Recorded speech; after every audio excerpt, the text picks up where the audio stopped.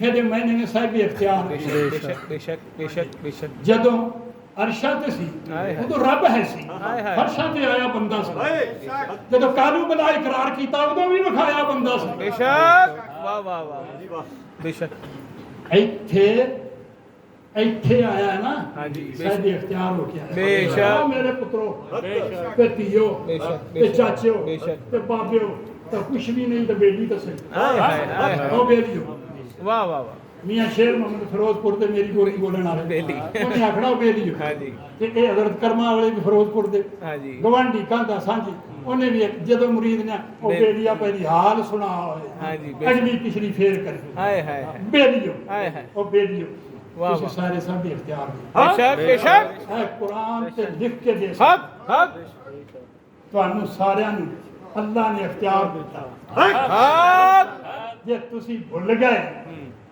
ਤੇ ਤੁਹਾਡੀ ਮਰਜ਼ੀ ਉਹ ਤੁਹਾਡਾ ਇਖਤਿਆਰ ਸੂਰਤ ਨੂਰ ਦੀ ਐਤ ਨੰਬਰ 4 ਦੇ ਵਿੱਚ ਸਾਰੇ ਪੜ੍ਹ ਤੇ ਵੇਖਿਆ ਜੇ ਇਖਤਿਆਰ ਦਿੱਤਾ ਵਾਹ ਵਾਹ। ਤੇ ਰੱਬ ਨੇ ਆਖਿਆ ਇੰਨਾਹੂ ਹੁਵ ਤਵਾਬੁਰ ਰਹੀਮ ਮੈਂ ਕਿਆਮਤ ਤੱਕ ਤੁਹਾਨੂੰ ਇਖਤਿਆਰ ਦਿੰਦਾ ਰਵਾਂਗਾ ਤੇ हक ਇਖਤਿਆਰਾਂ ਨੂੰ ਇਖਤਿਆਰ ਦਿੰਦਾ ਰਵਾਂਗਾ ਵਆਦ ਅੱਲਾਹੁ allazੀਨਾ ਆਮਨੂ हक हक ਅੱਲਾਹ ਵਾਅਦਾ ਪਿਆ ਕਰਦਾ ਈਮਾਨ ਵਾਲਿਓ बेशक बेशक ਤੁਹਾਨੂੰ ਮੈਂ ਖਿਲਾਫਤਾਂ ਦਿੰਦਾ ਰਵਾਂਗਾ वाह ਕੋਈ वाह ਬਾਬੇ ਵਾਲੀ ਖਿਲਾਫਤ ਵਾਹ। ਇਖਤਿਆਰ ਦਿੰਦਾ ਰਵਾਂਗਾ ਵਾਹ ਵਾਹ। ਤੁਸੀਂ ਇਖਤਿਆਰ ਲੈਂਦੇ ਰਿਹਾ ਜੇ ਵਾਹ ਵਾਹ। ਕਦੇ ਨਾ ਘਬਰਾਇਆ ਜੇ ਵੀ ਇਖਤਿਆਰ ਮਿਲ ਨਹੀਂ ਸਕਦਾ ਹਾਂ। ਸੋਹਣੇ ਨੇ ਵਾਅਦਾ ਕੀਤਾ ਬੇਸ਼ੱਕ। ਇਖਤਿਆਰ ਦੇਣ ਦਾ ਤੁਸੀਂ ਸਾਰੇ ਸਾਡੇ ਇਖਤਿਆਰ ਜੇ ਬੇਸ਼ੱਕ। ਜਦੋਂ ਸਾਡੇ ਇਖਤਿਆਰ ਜੇ ਤੇ ਤੁਸੀਂ ਜਿਜ ਕੋ ਵੀ ਮੇਰੇ ਆਖਿਆ ਸਿਰ ਦੀ ਪੀੜ ਕਿਵੇਂ ਲਏਗੀ हाय हाय ਇਹ हाय ਲਾਨਤ ਤੇ ਰਹਿਮਤ ਨਹੀਂ। बेशक ਮੇਰੇ ਆਖਿਆ ਮੁਰਦਾ ਜ਼ਿੰਦਾ ਕਿਵੇਂ ਹੋਏਗਾ ਇਹ ਲਾਨਤ ਤੇ ਰਹਿਮਤ ਨਹੀਂ ਔਰ ਜਦੋਂ ਸੋਹਣੇ ਦੇ ਇਖਤਿਆਰ ਤੁਹਾਡੇ ਕੋਲ ਨੇ हक हक ਤੁਹਾਨੂੰ ਇਖਤਿਆਰ ਦਿੱਤੇ ਨੇ ਹਾਂ। ਪਰ ਤੁਸੀਂ ਇਖਤਿਆਰਾਂ ਨੂੰ ਕਬੂਲ ਕਿਉਂ ਨਹੀਂ ਕਰਦੇ हक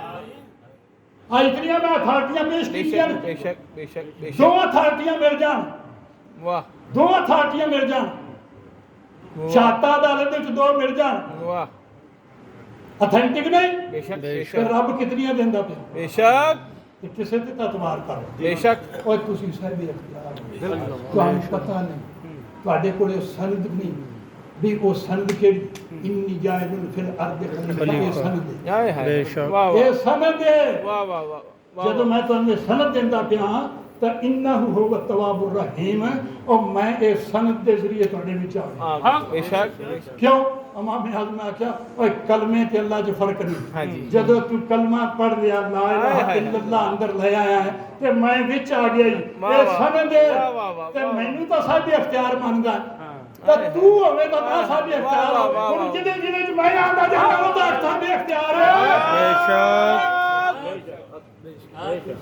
वाह वाह वाह वाह वाह वाह वाह हक हक